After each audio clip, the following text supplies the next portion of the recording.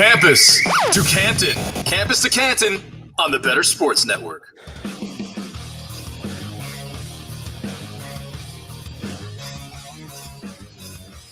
I can virtually guarantee you that there is not a pregame college football show in the country that will get you rankings for the week, prize picks plays, along with Brown and Columbia analysis. No one is covering the Ivy League like Campus to Canton. We're not going to start with that here on the A Block. Felix Sharpe, Colin Decker, Nicholas Ian Allen, Chris Moxley, getting you ready for the games this week. None bigger than Ohio State and Penn State today at the Horseshoe. Colin Decker is going to be there. These two quarterbacks, Colin, were a lot of the talk or a focus that we had a lot of talk about them early this offseason. Is Kyle McCord, does he deserve to be the starter? Drew Aller taking a step in as the starter for Penn State. Who do you think has the edge at the quarterback position in this game today?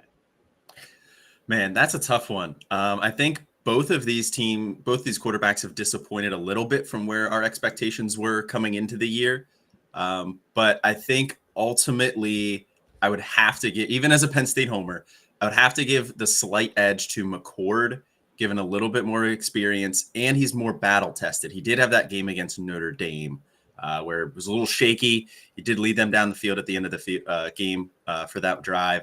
But Drew Aller hasn't faced a test like that yet. This is going to be his biggest test as a starter going into Columbus in a big matchup like this. So I got to give the slight edge to McCord as much as that hurts. Chris Moxley, we got 2 5-stars, one from Pennsylvania, one from Ohio. And they switched. Funny enough that they switched they switched states to go to school. Who do you see? I think, Drew Aller, I look at a guy who has all of the physical tools. Kyle McCord is in an offense that theoretically should be explosive, but I don't think that they've been as explosive as they were in the 2 previous seasons. Who do you see having the edge in this matchup today? The one that has Marvin Harrison Jr. as his wide receiver. I mean, it's honestly going to come. It's as simple as that. I don't think Penn State has a wide receiver 1. I don't even know if Penn State has a wide receiver 2. The receivers there aren't really doing Aller any favors, and Aller is his average depth of target is 6.6.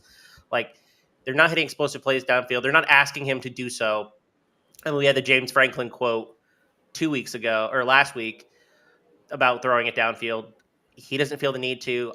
I mean, I don't know if he wants to challenge the outside corners for Ohio State today either. They might dink and dunk down the field. I think that's going to be their approach.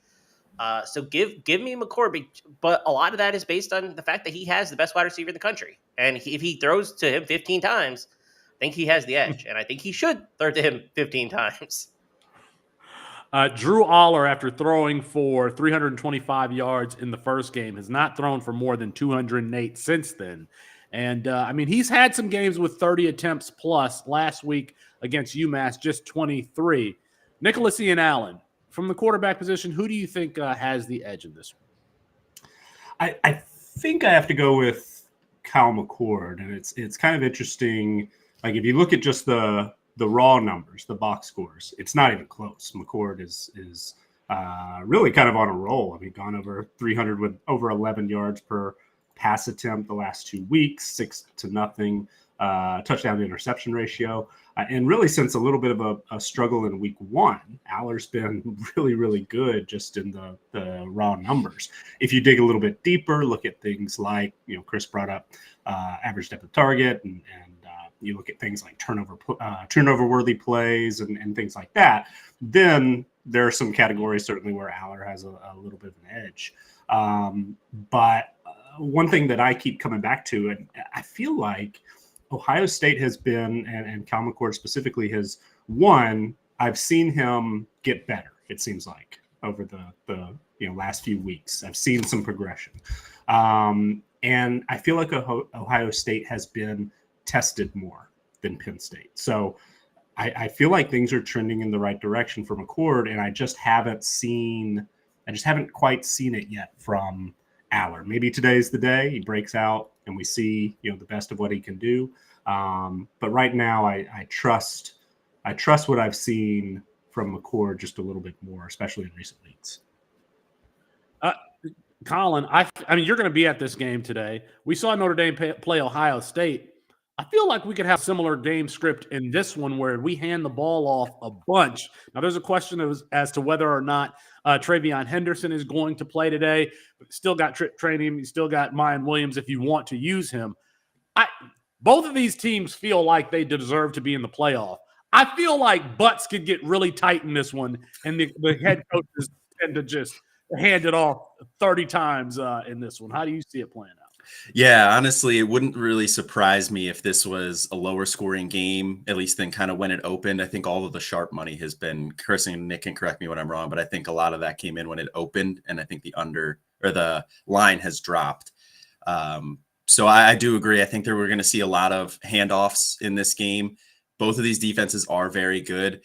The only thing is, at the end of the day, Ohio State has Marvin Harrison Jr. on the outside who can beat anyone, anytime, anywhere. And despite Penn State having good corners, Kalen King is a very good corner prospect. He is, Joey Porter Jr. was a fringe first rounder last year, ended up going at the 33rd pick. Kalen King, a lot of people think is better. So he could be a potential first round corner. And even with that matchup, you still have to go to your best player to win big games.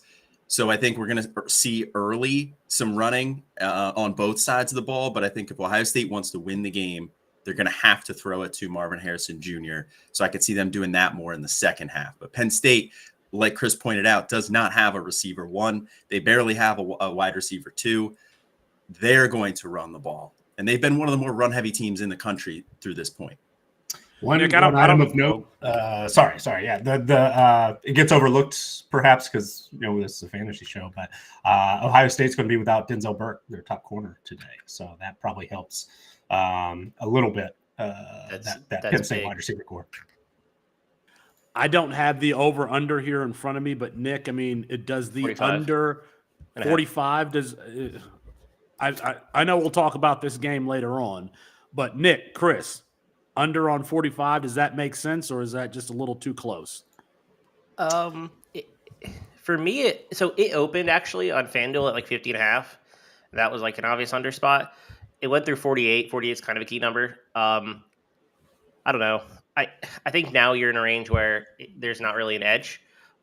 What's interesting though, I think that the spread has gone from Ohio State -4 to open.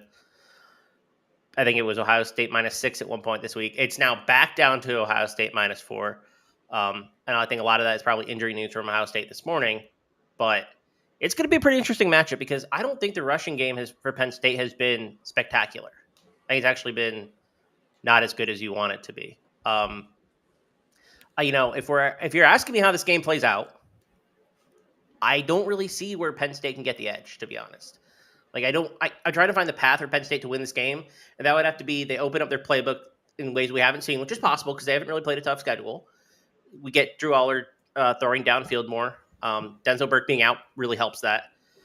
But I'm trying, Ohio State's rush defense isn't very good. Can they get Nick Singleton and Katrin Allen going? I'm not sure, but I do think that the defensive line has players that are good. How that plays out, I don't know. So, I mean, I don't expect this game to be high scoring per se, but I do think it's going to rely heavily on the explosive plays. And so what that tells me is there's no edge on the total. But I do think the Ohio State money line, for example, is the way you want to play this game. There we go. Yeah, so my total projection was 49.5 roughly when it came out. So when Chris mentioned when it was first listed, we were under. It has since moved. Now we're technically over. I don't have a super strong opinion personally on the total. I will say, do we want to tease this or do we want to get into it? This is a game I've listed in the best bet section that we'll get to. Oh, we gotta hold it for that then. We gotta hold it for that then. A really good bet last week was UNC receiver Devontae Walker. In his second game since being declared eligible, he had 6 receptions for 132 yards, averaged 22 yards per, had 3 touchdowns. He also had 2 carries for 19 yards. Colin, you and I are really the kind of the Debbie guys here, assessing value for college football and beyond and the next level. Do you have real conviction about Devontae Walker's value? And if not, how much do you need to see, or what do you need to see before you gain that conviction? So I am back on Denzel Walker. I was very high on him in the off season. I had him in my teens. Everybody's face is frowned up. He's Devontae Walker is what he said. Yes, Denzel Devontae Walker. Like, who are we talking about? Devontae Walker. I'm back in on Devontae. Denzel Washington. Denzel Washington. Well, hey, when the movie comes out about this whole situation, maybe Denzel will age down a couple years and play. Just John David Walker, his son, who was actually a football player for the Rams, could play the Interesting. part, so. Fun fact, didn't know that. What? Sorry, I didn't know that. You guys, Tenet's John David Walker, whatever his name. Yeah, he was a football player. He played for the Rams for a little bit, like on the practice squad. And yeah, so look it up. John, okay. What is it? Is it John David? Is that John David Washington? It sounds right. I've seen. I think that's. I've seen several movies with him, and I can't remember if. No, I mean like in general, movies total.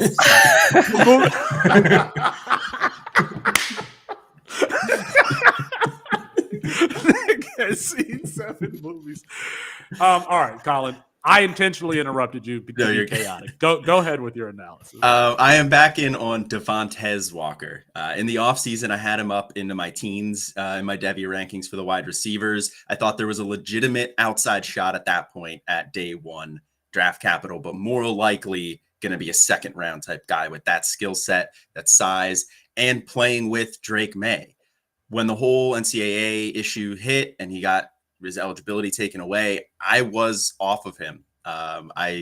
He would have been a 6th-year guy at that point if he had to sit out this whole year.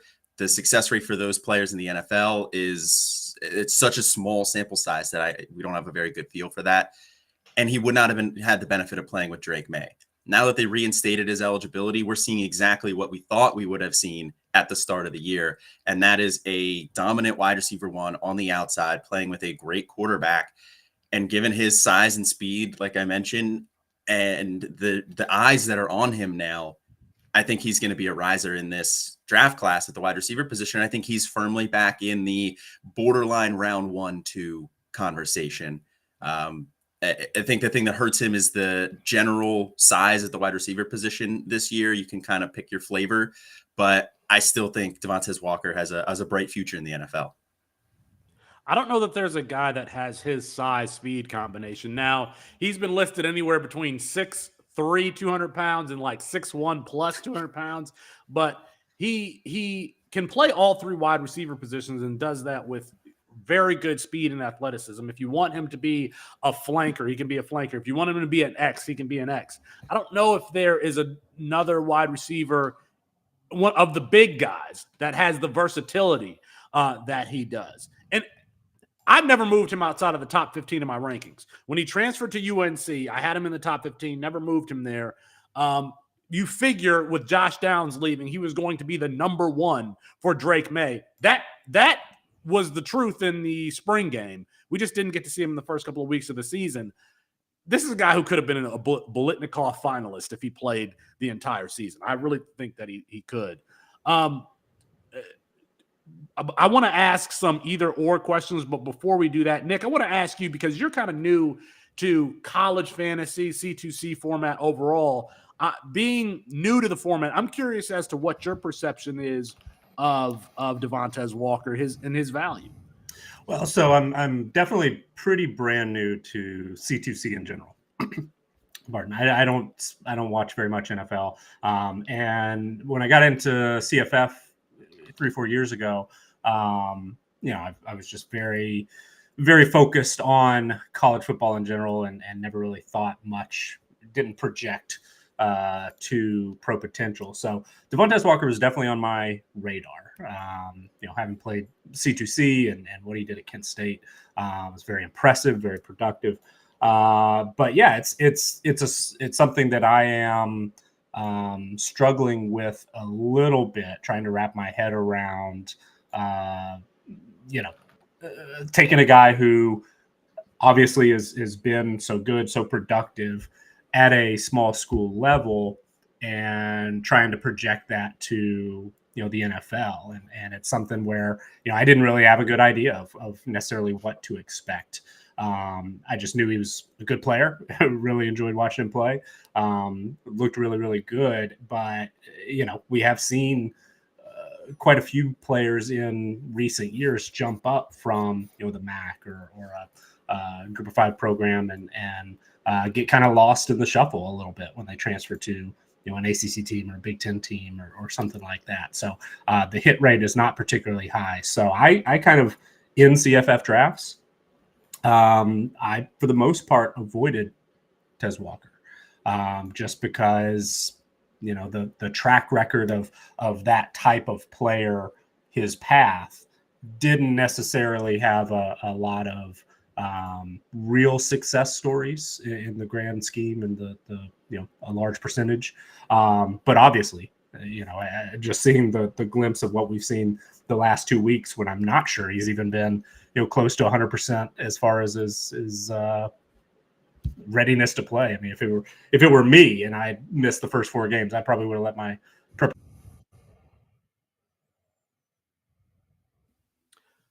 I think we lost Nicholas Ian Allen there for a second. I'll tell you where I have Devontae Walker, where you should be considering him as far as value goes. From my perspective, if you like Keon Coleman, what he's done this year, I have Devontae Walker right in the same range. I was negotiating a trade earlier this week, and someone tried to throw in Devontae Walker. None of that. Devontae Walker is not a throw-in. I see him getting if he performs like he has for the rest of the season, even though it's a shorter season, I can see him getting the end of the first round draft capital. I don't see him falling out of day 2 in any scenario. I really don't. Chris, Colin, either one of you can answer these. I want to ask you some either ors, comparing some NFL guys to Devontae Walker and one college guy, actually. Would you rather have Devontae Walker or Traylon Burks? I'll take Walker at this point. I think Burks has been largely disappointing, and I think that Tennessee offense doesn't do him any favors, but DeAndre Hopkins is still there, so he's at best the number 2 in a run-first offense. Give me the potential of Walker. Okay. Same, Chris. I'm assuming, are we all on board? Yeah. No, it's just same. Okay. This might be a little bit tougher. Colin, Devontae Walker or Green Bay Packers wide receiver Christian Watson? Oh, man. That one is a little bit tougher. I was never the biggest Christian Watson fan, and we've seen Romeo Dubes break out a little bit while Watson was out at the beginning of the year. So I'm less certain that Watson is going to be that definitive wide receiver 1. They've kind of shared that role. So I'm still going to take Devontae Walker, but that one is very close. Mox? I don't know. I don't really know how Christian Watson's being what his value is in the NFL league, NFL side, to be honest. But I feel like I would take Walker. They aren't they're both big athletic wide receivers. I think Walker they're very does more. similar style players. All right, here, last one here, Chris. I'll start with you. Okay. Devontae Walker, Ohio State running back Travion Henderson. That's actually a really interesting question because I would say 99% of people are going to say Henderson. I'm not sure that's wrong. To be fair, I mean, but has any where's Travion Henderson going in the draft if it happens? Is he going before or after Devontae Walker? I don't know. I really don't.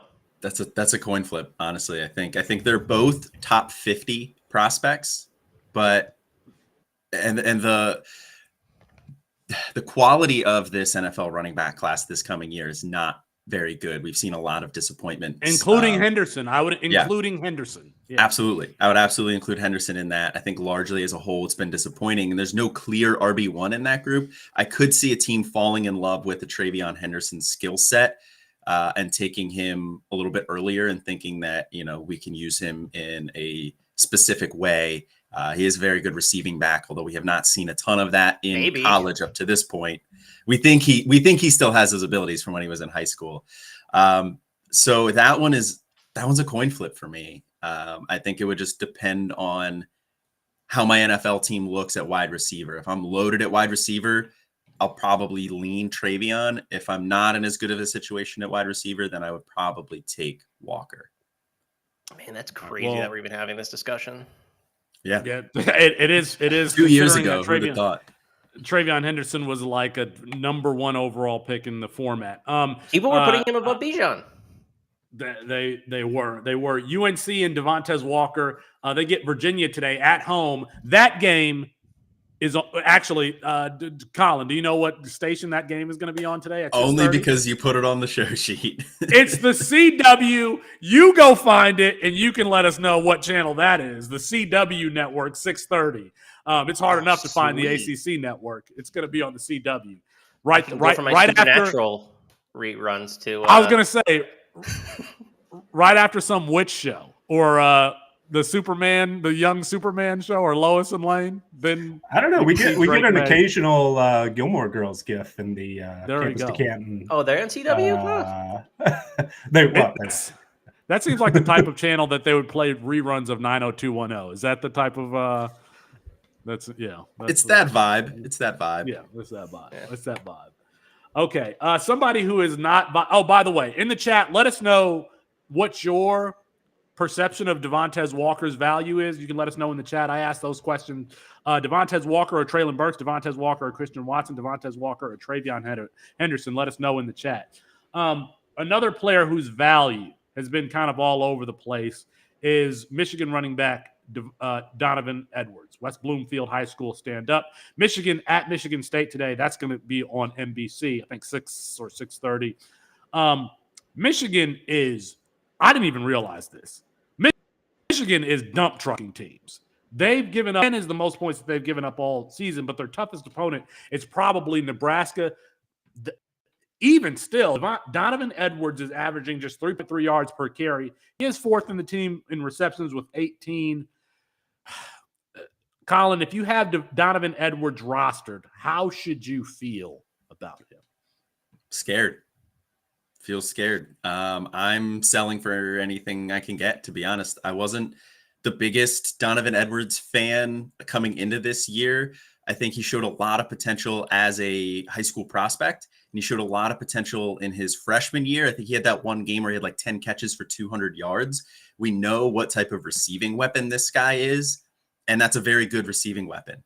But he cannot run between the tackles. He is terrible running between the tackles, like you highlighted with his success this year and his yards per carry, very low. And he has not improved that over the last 2 years. And if you have not improved that from your freshman year to your now junior year, I don't think the odds that you're going to improve that in the NFL are very high. And he has already more or less said he's leaving after this year. So I would be very nervous. I'm notedly a proponent of his backfield mate, Blake Corum. I would worry about Edwards, and if there's still a believer out there, I would try and throw him into a trade and maybe upgrade at another position. It's funny that his comparison on 24/7 Sports had been coming out of high school had been Alvin Kamara, because he's having a similar trajectory as Alvin Kamara. Alvin Kamara, who at Tennessee shared time with, I forget his name. It's that big, tall running back who switched to wide receiver and was drafted by the San Francisco 49ers. I cannot remember his name. Jalen Hurd. There we go. They split time. Now, Alvin Kamara was much more efficient in his 2 years at Tennessee, averaging 6.5 and 5.8 yards per attempt. But he was also that dual threat, 34 and 40 receptions. And they said the same thing about Alvin Kamara. Can he run between the tackles? He was never the primary guy. I got to think, to be honest with you, I think that these guys who have dual threat skill sets, they have high floors because they offer versatility. I understand it was always a question whether or not he could be tough enough to run between the tackles, but going into the NFL draft, I would be trading for Donovan Edwards. I really would. All right, we're getting up against it here. Before we get to break, I need to talk about this Michigan sign stealing allegations, given that we're talking about Michigan and Michigan State. Connor Stallions, I think that's how you pronounce his name. He is a recruiting analyst, and he is the focal point of an NCAA investigation into Michigan stealing signs. He has been suspended with pay. And Jim Harbaugh didn't know anything about it, guys. Knows nothing about it. Nicholas Ian Allen, what's your reaction here to Michigan allegedly stealing signs? Well, so I've been thinking about this. Am I a bad person because I don't care? one bit. And also, I may or may not have been involved in a sign stealing operation in my brief high school coaching career. Allegedly. And in my personal experience, you might want to consult with your lawyer on that before you say too much more. In my personal experience, it is more trouble than it's worth. So, listen. What are we doing, folks? Yes, you should be trying to steal signs. God, Jesus, come on. You should be trying to steal signs. And if your signs are, first of all, at Grand Valley, they would change what the signs were. Just about every, you would have the same signals, but what those signals were on a week-to-week basis, it could actually change. One of our signs was choice is a concept where the wide receivers either basically run a go or run a hitch. Like juggling things, choice was the signal for it. It could have also been, I think, I forgot what it was. I don't know, but there are other signals for choice also. So you should be stealing signs. You should be trying to program. Listen, if you got your signs stolen, that's on you. It really is on you. Don't put all the blame on this recruiting analyst who's probably making $40,000 a year. Well, this dude's actually kind of interesting. Like, he's former military. Like, he was a military. So was he using military tech to? What are you insinuating? What if this Chris? dude is like Alan Turing? You know, he's like. Are you saying that Michigan hired a CIA agent to help with their football team? What are you saying? He's a retared captain from the Marines.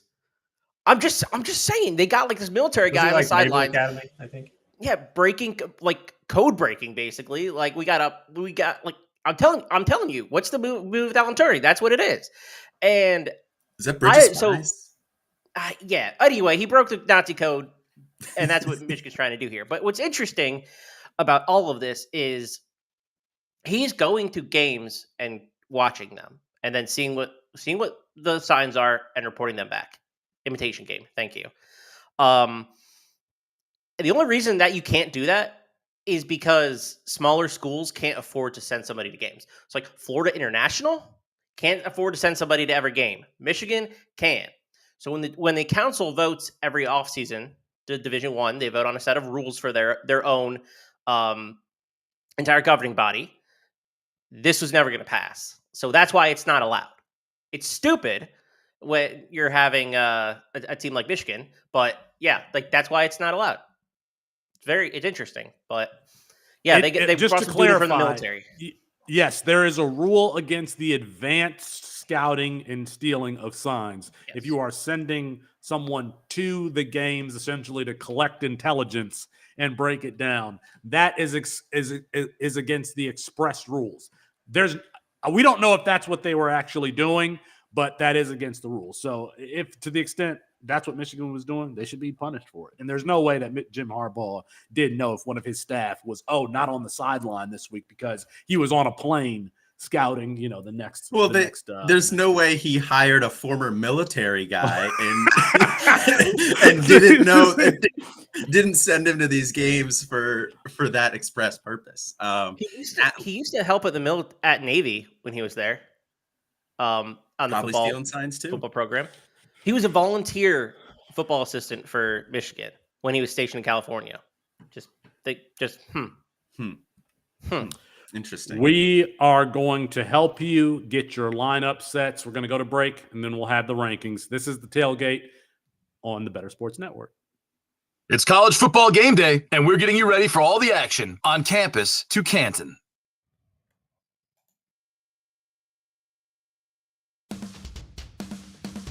From the Hometown Hero series, Zach Parise.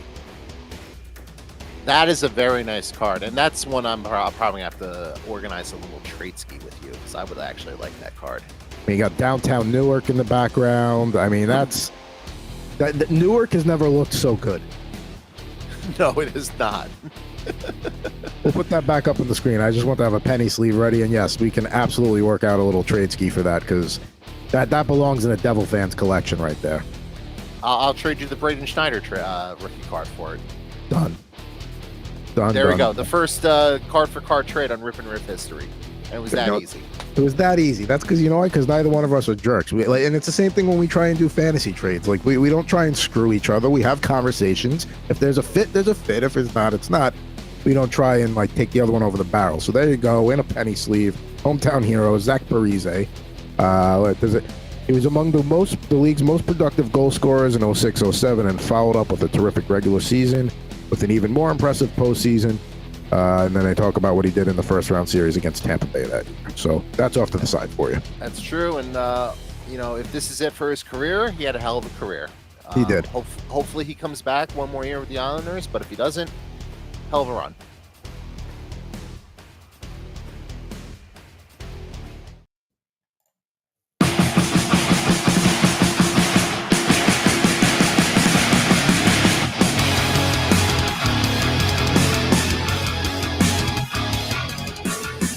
Comedically, the show that I was looking for in my brain that I didn't get in time on the CW was Buffy the Vampire Slayer.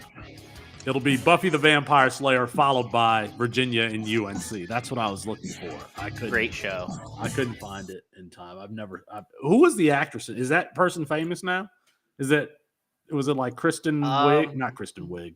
Kristen Bell. No. Yes. Who is? Sarah Michelle Gellar. Yep. She's big in the late 90s, early 2000s. Yeah, I've seen a couple of the movies I've seen. Sarah Michelle Gellar's in. Was it the Scooby-Doo movie? Yeah. She plays Daphne in the Scooby-Doo movie. Mm-hmm. Okay. Well, there we go. Let's get you set up, your lineup set. Let's go to our QB rankings here. And again, all of the rankings are rankings. I mean, 1 through, I don't know. I've never actually looked to see how many players we actually have ranked. You can get those at Campus2Canton.com. Check out the website if you haven't already. Jaden Daniels, LSU, gets Army today. Dylan Gabriel, Oklahoma, gets his former team, UCF, on the schedule today. I didn't realize that. Drake May, North Carolina, gets Virginia, as we mentioned. Michael Penix Jr.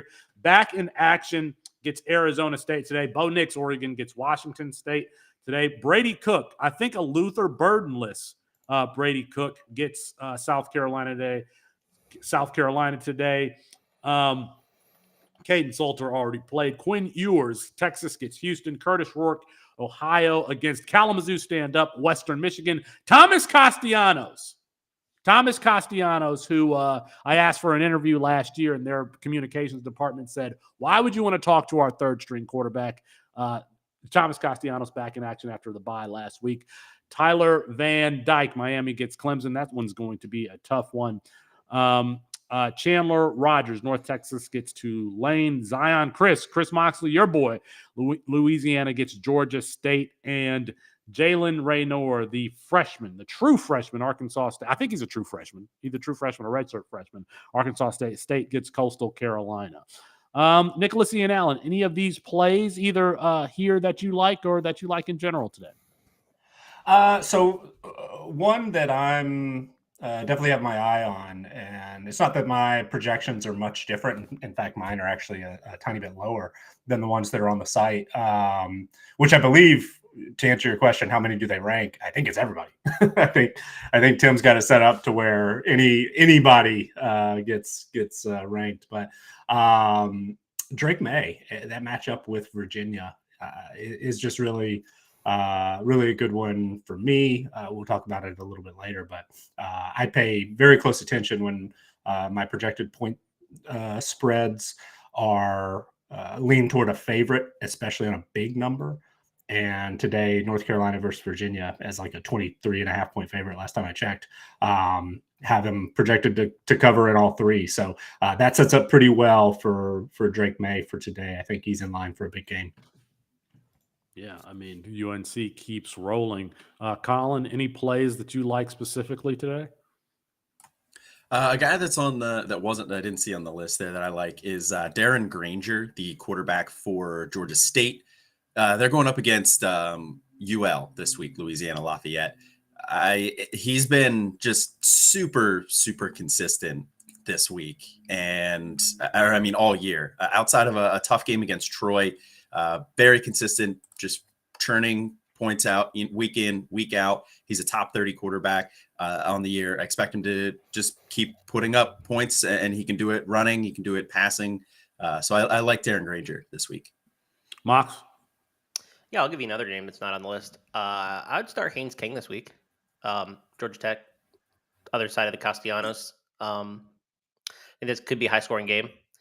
Georgia Tech's defense has been really shoddy at times, and so has Boston College. So I think we could see a nice shootout there. So yeah, I like Haynes King.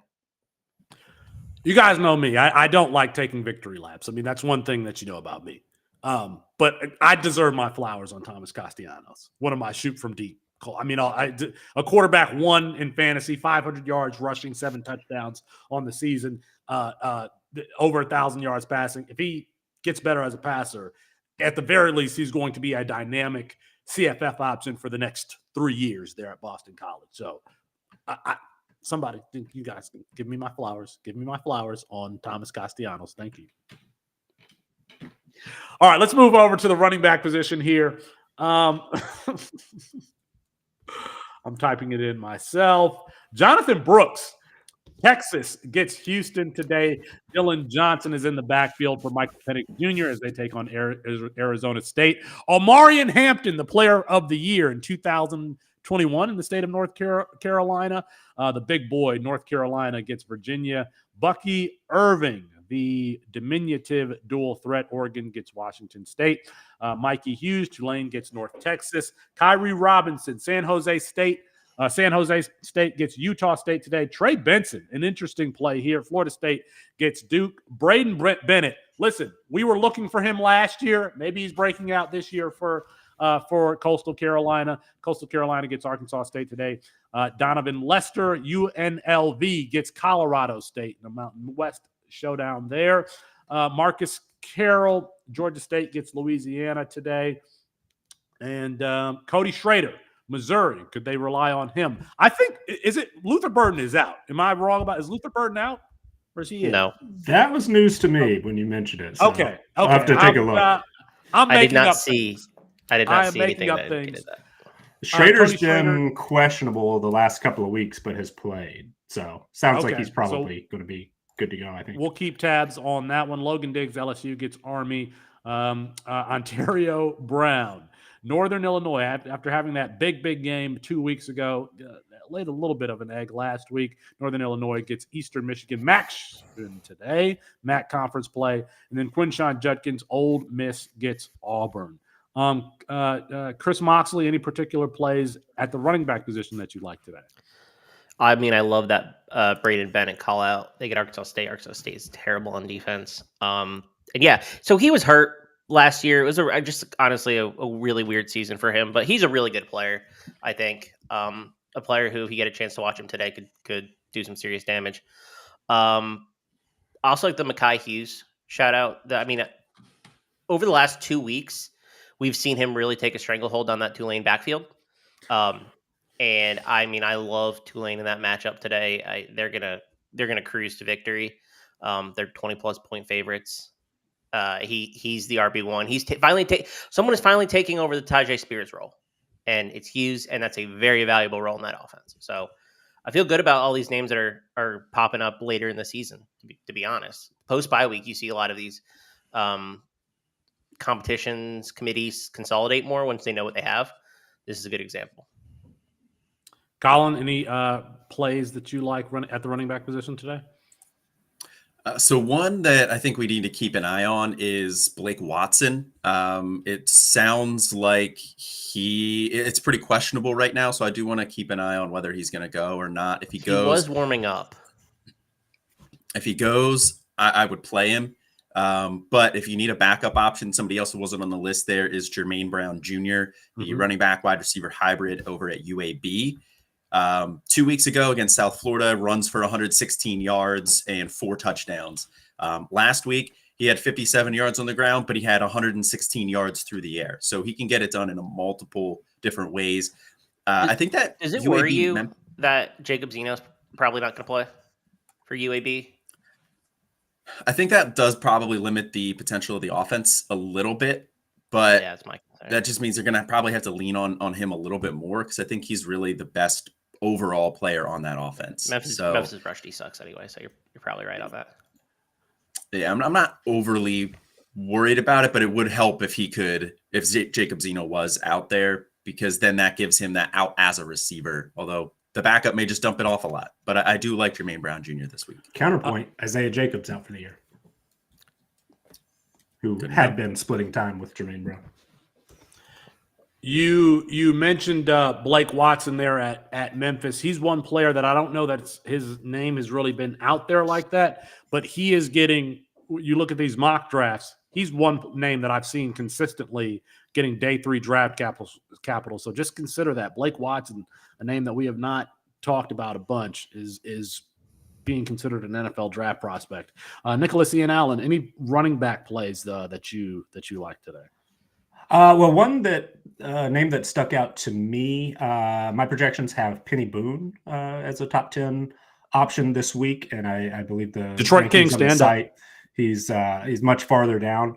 But one that I caught my eye as well, Donovan Lester being as high as he is in the site rankings.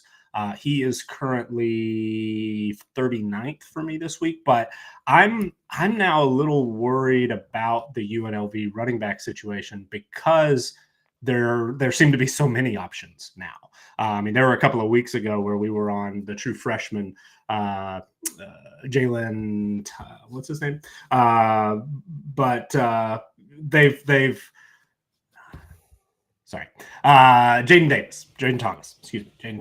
And he was like top 5 for the week or whatever. My projections lined up with that. But then they've split time. Lester's had a week here and there. Vincent Davis is still in the mix a bit. Thomas is still in the mix. So that position is very, very productive, but it's turning into one of those situations to me where it seems like you can't necessarily, pick one guy out each week who's going to be the guy or consistent from week to week. So I'm just a little bit worried about that because we have boosted UNLV running backs in our projections, both our rankings on the side and mine. And we're sort of playing whack-a-mole because it's like we highlight one and then they do nothing because somebody else is stepping up that week. So I'm just a little bit worried about that situation. Did Lester play under Marion at William and Mary? That's a great question. Probably, yeah. Because he's a transfer up, and Marion ran the offense at William and Mary. So I wonder if there's a level of trust and comfort with that situation where he's going to start taking more of a workload. That's just. Well, he was the week 1 I am digging in the weeds starter. For that. He was the week 1 starter, but it's been just sort of, I don't know, the way they've deployed them. It has not been consistent, but yeah, he might be emerging. It's a 2-back offense. Yeah. Every play, there's 2 running backs on the field. That is like the staple of the Marion offense. Drew adds in the chat, he says it's his first year in C2C league and wasn't ready for the buys to hit like this. He says he's got 9 running backs on buys. I've got some of the same problems in my league, and I'm trying to set lineups while I'm doing this show. So throwing that on top of it. Let's go to the wide receiver position here. Again, you can find all of these rankings at Campus2Canton.com.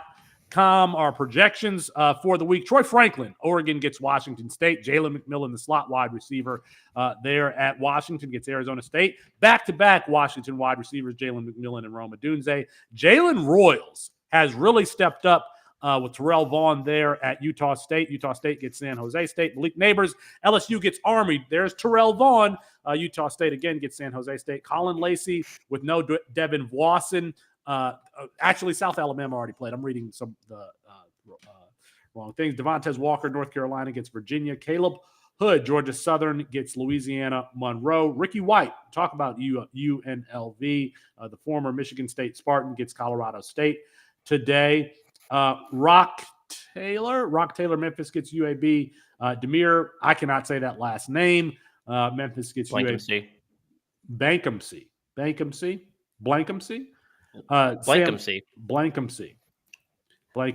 There's going to be a test after this. Sam Pickney, Coastal Carolina gets Arkansas State. And Jalen Polk. We got 3 wide receivers from Washington in the top 14 here. Jalen Polk, Washington gets Arizona State. Thank you, Austin Nace, for basically causing me to pass on Jalen Polk because Jeremy Bernard was going to be the guy there. He's also having a good season, but Jalen Polk has been really dynamic there as the third.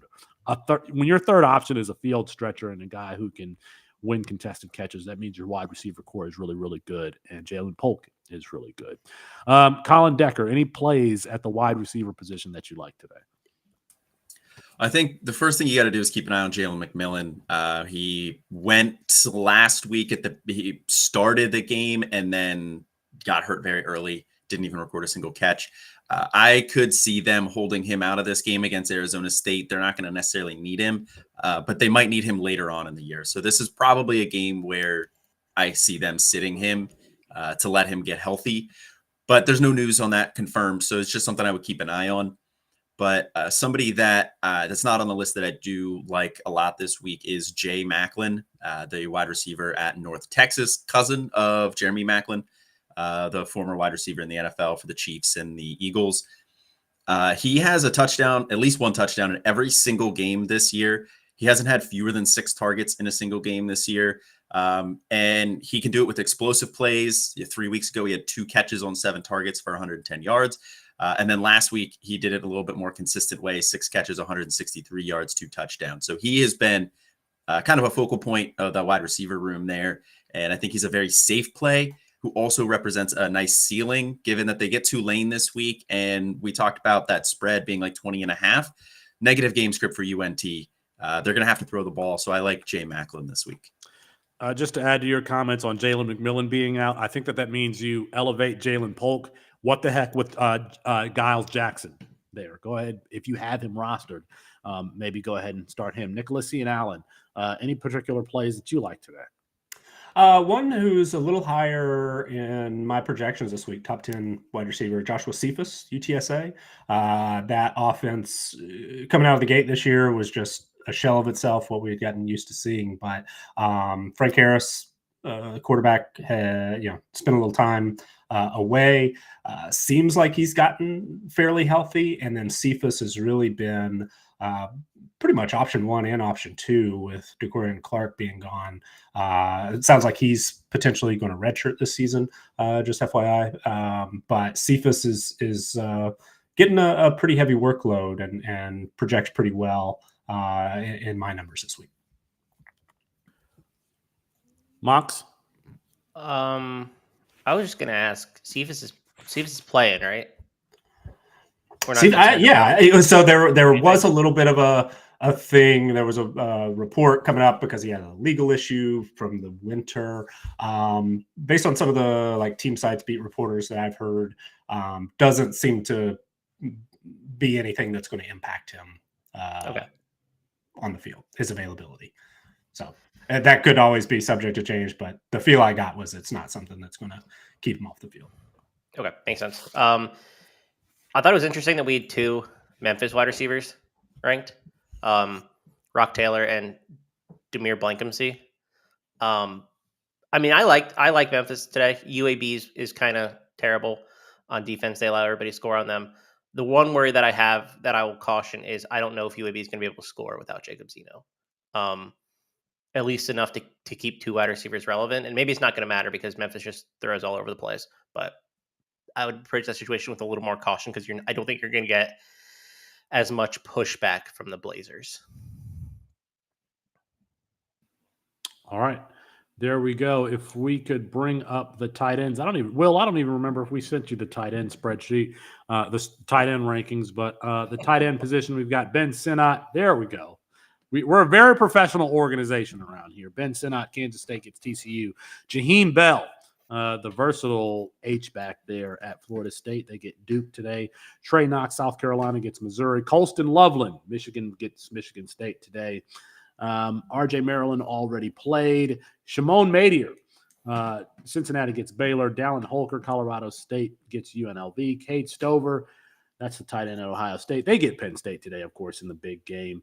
Justin Jolly, Connecticut, gets South Florida. Sean, let's see, here we go. Terrence Ferguson, Oregon, gets Washington State. Ty Washington, Arkansas, gets Mississippi State.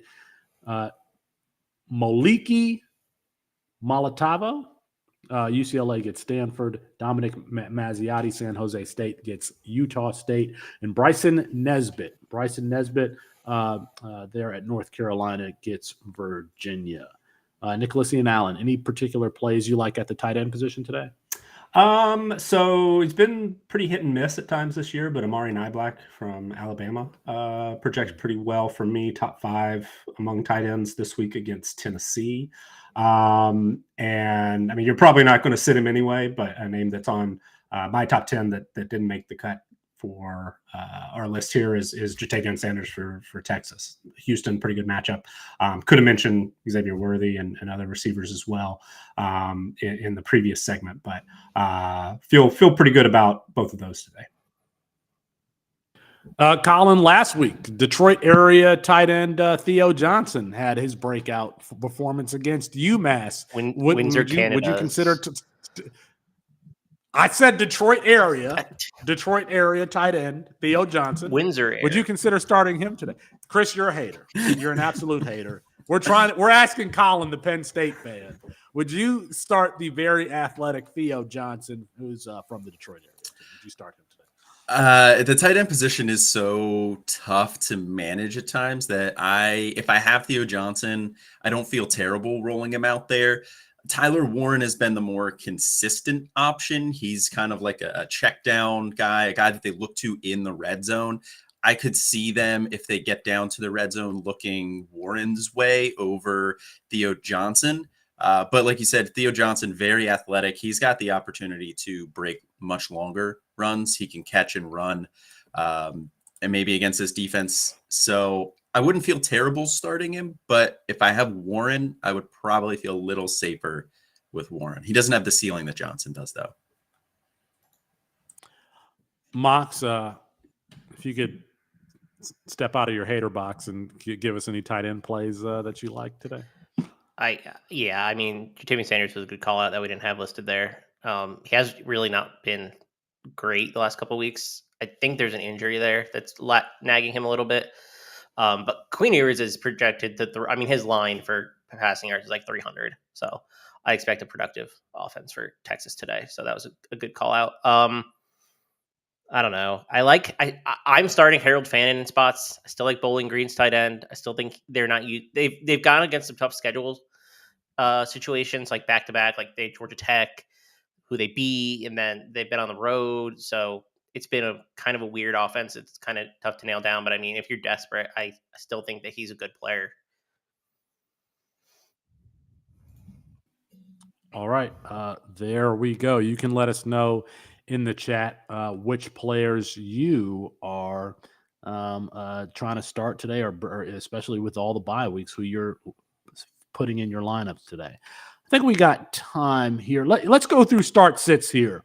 Let's go through starts sits here before we take a break. Nick, I will kick it off to you, who you're starting and sitting today. So a couple of decisions that I had to make this week, and Jaquan Jackson coming into the season's one of my favorite running backs at Utah. He had not been fully healthy. There have been some other whispers, but last week was back and in a pretty nice spot. Look more like the running back that I fell in love with toward the end of last season. Utah has moved a safety over to offense, getting some snaps, eating into Jackson's workload just a little bit, but I think there's still enough there for him today, going up against the USC defense that's really, really struggled against the run. And then Braden Shager at Hawaii. They are playing New Mexico, even though that game is on the road. Pretty good matchup. New Mexico does not grade out very well at all in pass defensive numbers. And are we going straight to sits as well? Okay, so one that you might have put in a waiver claim for recently. I had a couple of shares kicking around in some deeper leagues, but Josh Hoover, quarterback at TCU, is taking over for an injured Chandler Morris. Had a 45-point game last week, and so there's definitely some upside there, some potential, but I'm not ready to trust him quite yet. So there are some scenarios where I did go with Shager over Hoover. I don't know. I might be missing out on a nice run here from Josh Hoover. There have been some positive reports coming out of TCU about how much they like him, but I feel like I'm going to be cautious this week and sit Hoover against Kansas State. All right, Chris, who are you starting and sitting today? Well, I didn't realize that Braden Bennett was going to be on our top 10, so I'm like, yeah, I'm starting him. But yeah, I mean, I am starting him. I didn't have another name in my back pocket. I think you can potentially roll out. Man, I like the Hawaii call too. Nick's on fire today. I think you could start Nate McCollum today for UNC, even though Devontae Walker is still he's emerging as the one. I mean, they're favored by 24 points. I think Drake May is going to throw for 350 plus potentially. So he's a wide receiver too. I think that he's a nice little start if you are in a bind. I'm sitting Jordan Waters for sure for Duke. Duke. Riley Leonard had a high ankle sprain 3 weeks ago. A bad one too. It potentially looks season ending. Riley Leonard is questionable today. I don't think he's going to play. And if he does play, I'm not starting him because all of his value comes from his rushing ability. So I'm not really interested in a non-mobile Riley Leonard going up against FSU. So don't be tempted. I just keep him on the bench, and I'm not starting Henry Balin in his stead. Just don't think about it. But yeah, I there's some really good matchups this week. As long as you're not like 10, like you can't start someone, there's going to be players to start. I think, even like backups, just because there's high spreads. Colin, you want to give us your starts and sits? Yeah, so my start this week is somebody I talked about last week in the prize pick section, and his prize pick play did not hit. He had a little bit of a rough game last week. It's quarterback Davis Brin for Georgia Southern. That Georgia Southern offense just really struggled against a James Madison team that's on fire. But coming into this game, he gets a much, much better matchup. They get UL Monroe here. UL Monroe is the worst team in the country in defensive pass EPA per play. They're second worst in defensive pass success rate. You could throw all over this team, and that's exactly what Davis Brin does. He has not had a single game under 46 pass attempts this year. They are just going to throw the ball, and the volume is going to be there. The 2 games prior to last week, he had 25 and 30 fantasy. So I'm still on Davis Brin. I'm not scared about last week. I'm going to roll him out very confidently this week. And then on the other side of the coin, I'm sitting quarterback Cam Ward for Washington State. That whole offense has been just in trouble the past couple of weeks. They've looked very lethargic. They only have 234 and 216 yards of total offense in their last 2 games. Cam Ward has thrown for less than 200 yards in each of the last 2 games and no touchdowns and 3 interceptions. They get Oregon this week. That is not a get-right matchup for this team. I think eventually they will get back on track, but it's not going to be this week. I'm not starting Cam Ward. I'm going to go to my start for the week. Now, I'm using like my own leagues as a premise for this. I have to start this player, Curtis Rourke, who was probably taken as a QB1 in a lot of CFF leagues. He's only thrown for over 203 yards twice on the season, had 3 interceptions last week against Northern Illinois.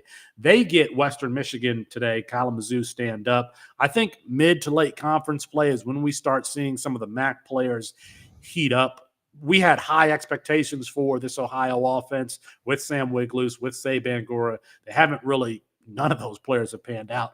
I have to start Curtis Rourke today, so take a shot. Curtis Rourke today. I probably should have dropped him a long time ago, but I'm starting him. And I am sitting Marquarius Squirrel White, just averaging 10 yards per reception against 10 yards per reception on the season. They get Alabama today, 29 receptions on the year. We kind of thought that Squirrel White was going to be a field stretcher for Tennessee this year, taking the reins from Jalen. What's his name? Jalen, the guy, the Giants Hyatt. draft pick. I forget his name, but Jalen Hyatt. But even in the one game where he had 9 receptions on the year, he against South Carolina, he only had 104 yards. So it's really Joe Milton is kind of limiting what this offense can do. I was staring really, really hard at Marquarius White, given some bye weeks, but I just could not get him in the lineup. So I am sitting Squirrel White today. We got to hope for Nicholas Iamalieva to open up that offense at some point, whether it be the end of this year or next year. So, all right, that is starts and sits. Again, you can let us know in the chat who you are starting and sitting. When we come back, we'll have prize picks. We will have prize picks for you. All right, this is the Tailgate on the Better Sports Network.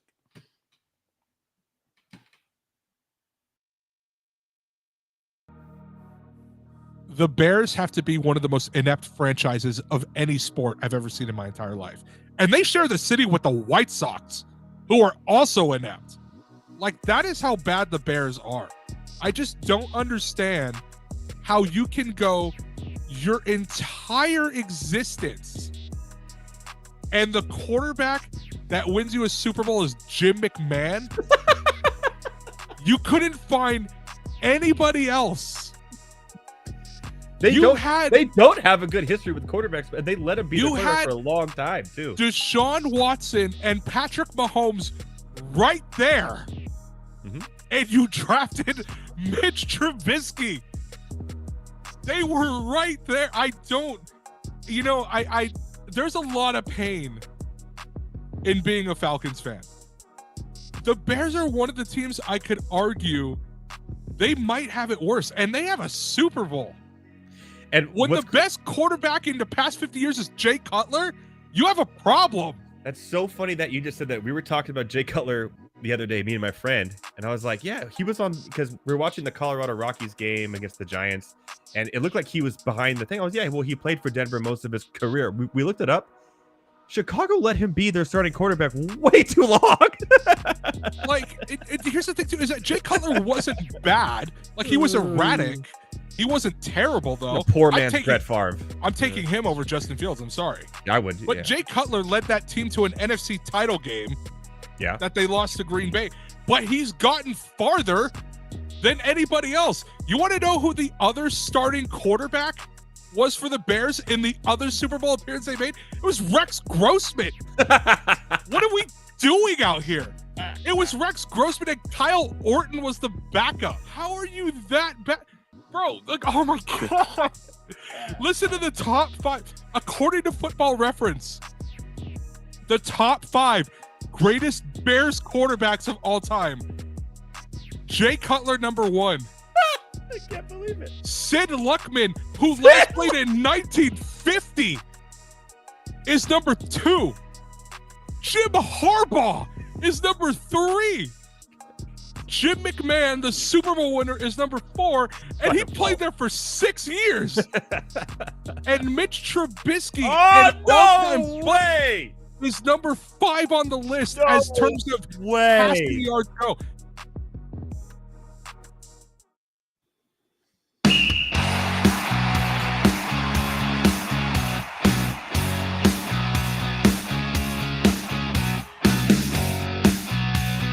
It is the Tailgate on the Better Sports Network and the Campus2Canton YouTube page. Colin, I don't know if you saw this comment from Mike in the chat. He said you graduated from calling players a potential day 2 guy to borderline first round. I saw that comment from Mike. I saw it. And I reserve those for players that deserve it. And I think that Devontae Walker is in that category. All right, let's make some money today. Prize Picks promo code C2C for 100% deposit match up to, I think it's $100 or $200. So go ahead and deposit that money and use our promo code. I'll start with my plays today. I love good players getting over under 0.5 TDs. Marvin Harrison Jr. I mean, if Ohio State gets to the red zone, I like that call.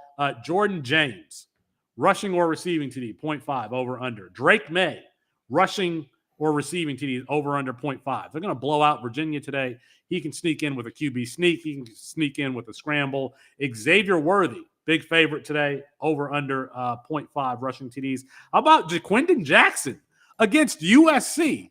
If he's the starting running back, that's going to be a high-scoring game. Jaquindon Jackson could have 2 or 3 TDs today, realistically. So I like all of those plays today on Prize Picks. Colin, what about you? So I have 2 plays that I really like this week. The first one has moved a little bit. It opened, or when I looked at it yesterday, Jonathan Brooks over 21.5 fantasy points. It's now up to 23.5 fantasy points. I still like that line. I don't feel as good about it. But he has still been over 23.5 fantasy points in each of the last 3 games. He's had 24, 36, and 24 fantasy points. And that Houston defense is terrible. They allow 162 rush yards per game. They're the 22nd worst team in defensive rush EPA per play. And he has seemingly taken over that backfield as the guy. We know Sark wants to get 1,000-yard rusher. He talked about it all offseason about his track record of always having 1,000-yard rusher. He hangs his hat on that. I think they're going to feed Jonathan Brooks. I feel good about him going over that 23.5 fantasy point mark. But then my favorite play, and it's a lock of the week for me here, is Thomas Castellanos more than half a rushing touchdown. He's hit that in 3 of his last 4 and 4 of 6. He had 4 rushing touchdowns last week. And Pat Garwo, the starting running back for Georgia Tech, or for Boston College, is out from what I saw earlier today. They do get an offensive lineman back, which I think will help his cause. And Georgia Tech's rush defense is terrible, 27th worst in defensive rush success rate. I think this is a game that's actually going to be fairly high scoring because both these offenses are competent and their defenses are not. And Thomas Castellanos is that whole offense, so I think he's going to run. Thomas Castellanos might be my favorite player in college football. He really might be. Nicholas, Ian Allen, who are your plays? Give us some plays for today. So the way I do this, if it's your first time listening, I go through my projections for the week and look for overs because my projections tend to lean a little toward the under for the most part. So I feel like there's more value when it shows an over. Thomas Castellanos, MVP of the show this morning, I guess, over 210.5 passing yards. My projections have 252.3. Henrik Harburg from Nebraska. The line this morning was 142.5. There's looking at the history, there's not a whole lot of room there, but my projection is even more optimistic, having getting closer to 200 this week. And then the one I probably like most of all, Javon Baker, wide receiver, UCF. His line is listed at 46.5 receiving yards. I've got 66.5, but 4 out of the last 5 games, he's gone for over 70. So feel like, I don't know, maybe there's something I'm missing, but I feel like that one might be mispriced. That one there seems to be more value than any I was able to put together this morning. All right, use promo code C2C for a deposit match of up to of 100% of up to $100 or $200. I can't remember what the dollar figure is, but get your plays in before the game start today. All right, if you are new to our channel, Devy, the term Devy refers to projecting a college player's NFL value, and we have a Devy team at Campus2Canton, Corey and Mike, and every single week we get a little preview, something like that, for the week from a Devy standpoint. So, Will, whenever you're ready, we'll let you play.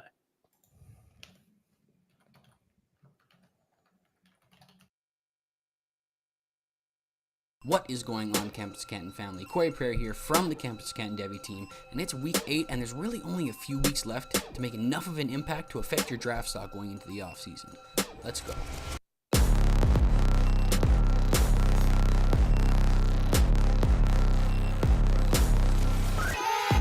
We finally got to see UNC wide receiver Devontae Walker really treated like the wide receiver one in this offense, and I was super impressed with the results. 6 receptions, 132 yards, and 3 touchdowns on the day. He was used all over the field in multiple ways. He really acted like a true X for this offense. His athleticism really translated as well. I mean, he got behind the defense on multiple occasions. He flashed some late separation skills down the field as well, being able to pull away from defenders down the field. He caught a touchdown from the slot. He caught a touchdown from the outside. They even used him on an end around that picked up like 20 yards. This was really the type of usage that we needed to see from him, and it puts him squarely back in contention as a guy in this 2024 wide receiver class if he can continue this production down the stretch. Taking a look at another riser in this 2024 class, I was getting a little bit worried that I was never really going to be able to say this, especially after the collegiate career that he's had.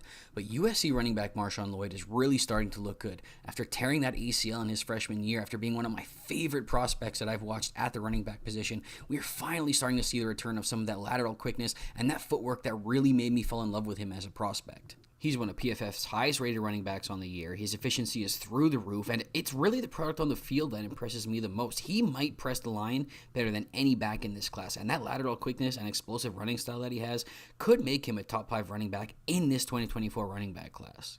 Looking ahead a little bit further, I want to talk about a rising name in that 2025 running back class in Oklahoma State running back Ollie Gordon, who, you know, the old saying goes, if a coach is hard on you in public, that probably means that he sees something in you. And that seems to be the case with Ollie Gordon, who came on really strong at the end of last year over the last 2 games, but never really seemed to be committed to by head coach Mike Gundy over the offseason. Maybe that was the chip that he really needed on the shoulder, but he's really taken over this backfield over the last couple of weeks. He only got 19 carries over the first 3 games, but he hasn't received less than 18 in each of the past 3 games. He's gone over 120 rushing yards in all 3 of those games, and he's also caught 11 balls over that time for 135 yards. He's a tough runner who's hard to get down, and I even noted when I wrote his Devy profile that I thought he could be a guy who benefited from adding some weight to pair with that aggressive running style that he has. He might not be the most sudden guy athletically, but he has some athleticism to him. You might even catch him hurdle a guy or two in some of his tape when you're watching him. I think what he's doing this year is great for his Devy outlook going forward.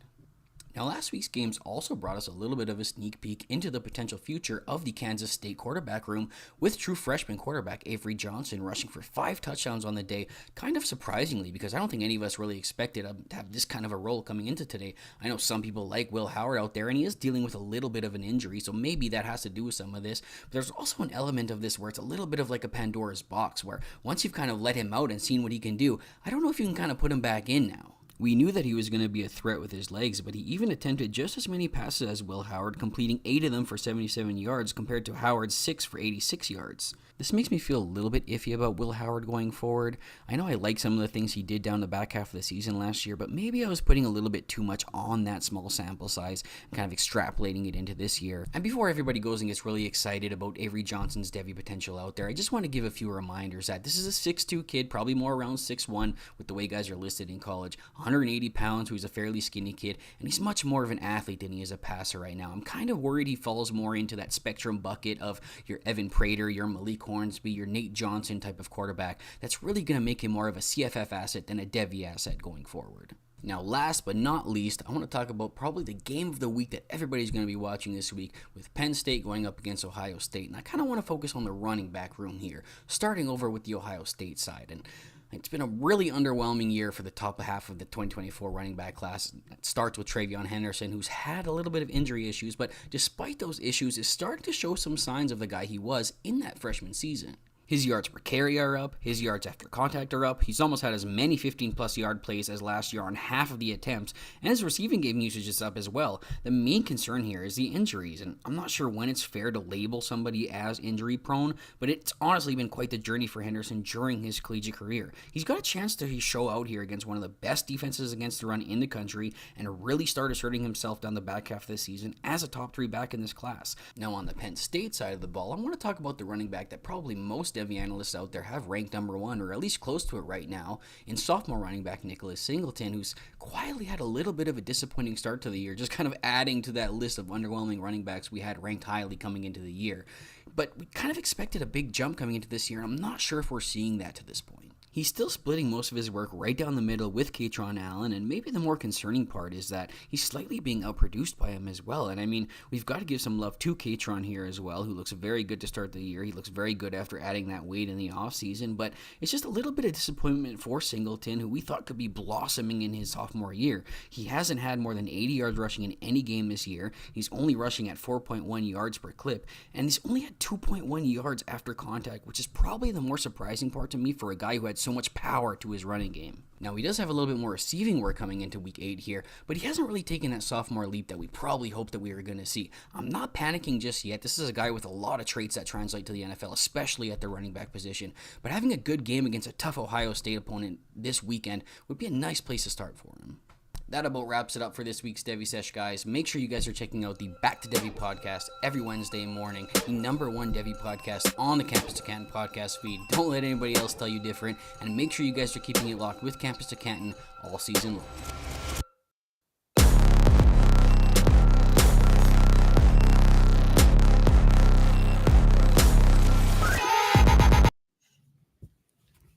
Corey mentioned Avery Johnson there at Kansas State. Listen, I can tell you right now, there's nobody breaking down Mill Valley high school football tape like Campus2Canton. Shout out to Shawnee, Kansas. If you know, you know. Now, we're a very professional organization, and I realize that I didn't get Chris Moxley's prize picks plays. That was not intended for his diss of Detroit early on. I was not passive aggressively just dismissing Chris Moxley. So, Chris, do you want to give us your prize picks plays? Yeah, I wanted to about 10 minutes ago as well. All right, thanks, Chris. That was awesome. Well, let's move on here to All right. I got a few. I had 6 listed, but I'm going to give probably my favorites of those. J. Michael Sturdivant, over 50.5 receiving yards. That's risen a lot this week. I think that's a really nice matchup for UCLA going against Stanford, and I hope it's a get right spot for Dante Moore. I mean, we don't need 4 straight pick sixes. Like Blake Shapen, over 238.5 pass yards. I think that game is going to be pretty interesting for the quarterbacks because I also really like Emory Jones, over 51.5 rushing yards. Both those defenses, I think, struggle against, well, I know Baylor struggles against mobile quarterbacks, and I know Cincinnati's secondary is not very good. So that I really, really like that matchup for the quarterbacks. Alan Bowman, who is finally the starter and full-time player for the Oklahoma State, what are they, the Cowboys? It's kind of a tough matchup. West Virginia's not terrible, but they also, let Donovan Smith have a great game last week. I like Bowman over 14.5 here. I think that's a solid enough number. He's been good the last couple weeks when he's been the full-time starter. The passing game seems to work in a little bit better, and he's certainly the best guy there. And then Thomas Fadone to go along with the Harburg play, over 24.5 receiving yards. He seems to be a primary weapon in that offense, and that Northwestern secondary doesn't really scare me at all. So I like Fadone. And I'm glad that he's healthy and playing because he's had 2 back-to-back ACL tears before the season even started. So, yeah, Fadone over 24.5 receiving yards. All right, before we get to injury news here, a couple of questions in the chat. Luke asks, he says, if Henderson is out, I will have to start Singleton, Jamal Bakes, or Bangura. I don't know. I don't even know if he means Nick Singleton or Eric Singleton. You could be referring to either one of those. I mean, Chris already mentioned that Haynes King was a potential play today, so you could be talking about Eric Singleton. I don't know if I'm starting Saban Gore because he has been splitting time with O'Shawn Allison there, and O'Shawn Allison is a good player in his own right. So it would come down between one of the two Singletons or Jamal Banks for me. I realize I saw this question in the chat here earlier. Woolen the Goat, he says, I'm 2-4 and I need to win right now. Do I trade CeeDee Lamb for Samuel Porter or Jordan Addison? Woolen, wrong show for it, but I probably would make that trade, to be honest. I probably would make that trade. Let's see what other. Okay. No other questions here in the chat. So, Nick, can I toss it to you for injury news? We have injury updates today? Yeah, there are a couple things that have just been mentioned in the last few minutes. Beat reporters throughout the country doing a great job trying to keep us up to date. Looks like Memphis running back Blake Watson, who we missed earlier, according to Frank Bonner, who covers the Tigers, is a participant in warmups. Appears he is good to go from what he can tell. Sounds like Jaquavius Marks, Mississippi State running back, is dressed and on the field for pregame warmups. There are a couple of videos circulating about Emeka Egbuka testing his body this morning. Does not look 100% in most of these videos, but it looks like he's going to give it a go. And then there was kind of a weird, I don't know how much this will impact everybody's lineups today, but Troy Calhoun, Air Force head coach, early in the week said that starting quarterback Zach Larrier was going to be out for, quote, a while with a knee injury. But reports there are that Larrier actually he's going to start today. So don't trust. A while is 3 days for Troy Calhoun. Right. Don't trust Troy Calhoun. That's one thing we've learned over the years. All right, here in the background, Chris and Nicholas Ian Allen are already going back and forth talking about Ivy League lines moving. So let's get to Chris, you and Nick's best bets for the day. Oh, there we go. Nick showing the brown flag there, right there. And he had some Dartmouth merch behind him last week. I don't know if it's still behind. Well, so that's my local team is Dartmouth. Do have the Dartmouth pennant on the wall, yeah. So I have a pretty long list today. We're the most pretentious college football show that there is on the planet. So I have to say, I do have to show some respect. The Ivy League in general, a little controversial for some folks, but they did start this whole thing. Right. So most of the teams there involved were very involved in the early days of college football and getting it up and going. Football in general, collegiate sports in general. But anyway, so I have a long list of FBS games. Usually I don't like to go more than 3 or 4, but when my projections show value, and one area that I've really been looking at recently is when all 3 of our projection models line up on a favorite. And they're more than usual. Big favorites I pay even more attention to. So even though I don't necessarily feel great about laying 18.5 in a conference game, I'm on Oregon minus 18.5 against Washington State. All 3 of our projection models have that at 20 or more, basically, for Oregon. 2 in the Big Ten, Iowa minus 3.5 and Wisconsin minus 3. I mentioned earlier, North Carolina minus 23.5. Ole Miss minus 6.5 today at Auburn. All of my projections have that as more in the 8, 9, 10 range. One that is really eye-popping, and I actually don't feel super confident in given their history, but the numbers are in love with USC today. Have projections anywhere from 10 to like 18 against Utah. So we'll see how that one works out. And then I teased it very early, and I know the injury news is one thing to be a little bit concerned about. I know some of the rooting interests are definitely top of mind, but the numbers show a pretty big edge, show some value in Ohio State -4 today. All the projection models have that as right around a touchdown or more. So, Colin, I'm rooting for you. Hopefully the numbers are wrong and you're right. Thank you. I appreciate it. But two in the Ivy League that caught my eye this morning. It didn't work out for us last week where we had Columbia as a wrong team favored.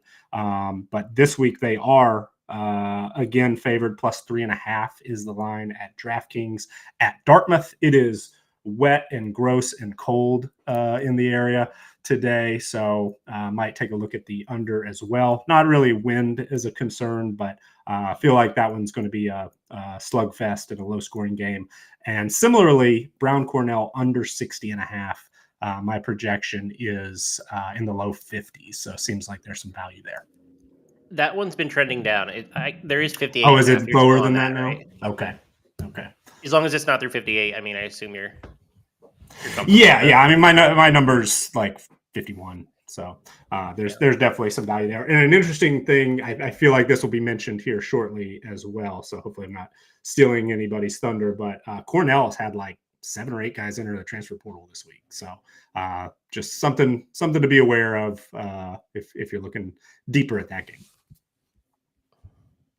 Speaking of getting deeper in that game, Brown. I mean, come on. Brown was my play last week. I think we have mentioned Brown football like 4 or 5 times on here, and we've hit every time. There's just what does Michael Scott say in The Office? The pattern of disrespect is palpable with this Brown team. They were picked last in the Ivy League preseason, and it seems like the books just haven't caught up to the fact that this Brown offense is awesome. They beat Princeton last week on a fourth quarter. Absurd. This is an absurd conversation. I just want to point that out. Absurd. Hey, we're trying to provide some value to our watchers, to our listeners. I had the under on that last week. It would have hit if it didn't go to overtime. So it did go to overtime. Yeah, that hurt. Bummer, but that hurt. A little unlucky. Brown ended up pulling it out against a really good Princeton defense. They're 3.5 right now at FanDuel. That's 3 points off market. Period. That has DraftKings climbed. Is 6.5 now at DraftKings. Yeah, my projection is double digits, by the way. Yeah, I don't think this game's going to be close, to be honest. I think Brown is a substantially better team. They're just not getting the credit they deserve. I am also I'm digging into the pile of crap this week for some of these. Charlotte ECU under 41. Can I still get a 41? I haven't. It was at 41. It popped. I don't know if it's still there. I would still take it. I would prefer to. I might even buy half a point. Get like -115 or something. Because 41 is a pretty key number. So the Charlotte defense, especially the front seven, is really good. There's like really good athletes on that team. I think Biff Bogey has it trending in the right direction. And I think ECU's offense is quite bad. They rely on the rushing game a lot, and I think this is just a bad matchup for ECU. And Charlotte's offense is equally terrible, so it's just a game where there's not going to be a lot of points in general. Hawaii -1.5. This number has gone from like 2.5 to 1.5 to like I don't think it ever hit 3. I think this is a get-right game for Hawaii. I really do. They haven't been playing their best football the last couple weeks, and I understand why. They've had kind of a tough schedule, and anytime you're going from the island to the mainland, it's hard. But I think this is a good spot for them. This Mexico State pass defense, or New Mexico pass defense, is like bottom 3. They're at least bottom 15 in success rate, bottom 10 in EPA per pass. So they allow explosive plays, and they can dink and dunk, which is kind of how Braden Traeger plays anyway. So I think this is a great match for them. Hawaii defense, I think, is a little bit better than their stats have indicated. They've played, again, a tough schedule. Not that it's a great unit, but I think it's an okay unit. Okay enough against a New Mexico State team that I don't believe is New Mexico. Sorry, I'm getting my states and whatnot confused. New Mexico team that I don't think can move the ball pretty effectively. And then, so there's been rumors about this, and it hasn't been substantiated yet, but there's a lot of talk that Jacob Zeno is not playing for UAB today. I know I said that earlier. It's not 100% confirmed, but it seems to be, the message boards are talking about it. And when the message boards are talking, I like to listen. I think that Zeno's not going to go. And if Zeno's not going to go, I want to play Memphis 6.5, which is currently out there in DraftKings. It's come down from 7, which means there's getting some buyback from people that think Zeno might play. I don't think he's going. So I like the Memphis number anyway, I think. UAB has a really good offense, but I question kind of how good their defense is. I think Memphis has a better defense than UAB does. So, under a touchdown, I still think is a good value, even if we get Zeno. And if Zeno is playing, he's going to be hurt. So, yeah. I need you in the audience to drop a like on this video if you learned anything from the show today. There's a couple of things that I've taken away. One, John David Washington of Christopher Nolan film fame. Denzel Washington's son used to play for the LA Rams. The Ivy League invented college football. And 3, that's simplistic, but we can discuss it. And 3, oversimplifying. And 3, Theo Johnson from the Detroit area. All right, we're going to go to break. When we come back, we'll go through our positions once again, and we'll pick the games. Colin's going to be gone because he's actually going to the Ohio State and Penn State game. So we'll say bye to Colin, but the 3 of us will be here for you when we come back. All right, when we come back, that's when we come back. All right, this is Tailgate on Better Sports Network. It's college football game day, and we're getting you ready for all the action on Campus to Canton.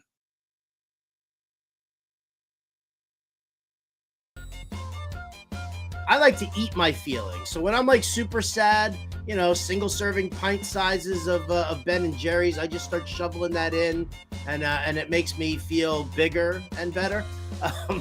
But so let's eat our feelings here. What we're gonna do today is we're gonna talk football players, food. We're gonna pair them up. Who is represented by what food? All right. I want to just shout out Hal Alexander in there for CMC, Christian McCaffrey, is Rocky Road ice cream. A little bit of everything. Yeah, does it? Going out.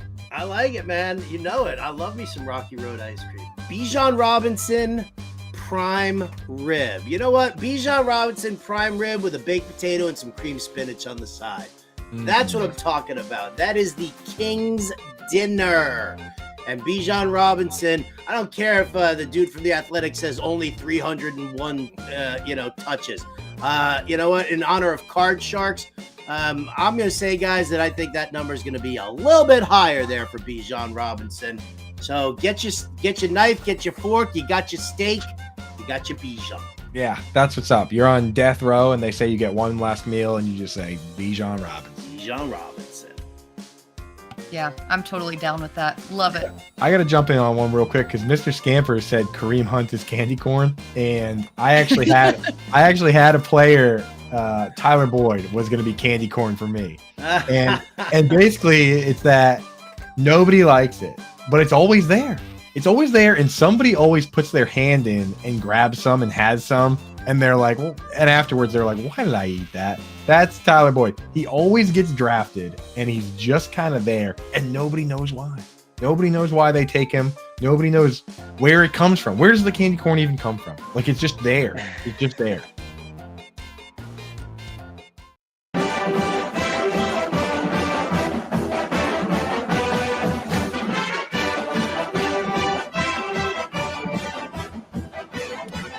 It's the Tailgate on the Better Sports Network, getting you ready right up until 12 o'clock Eastern.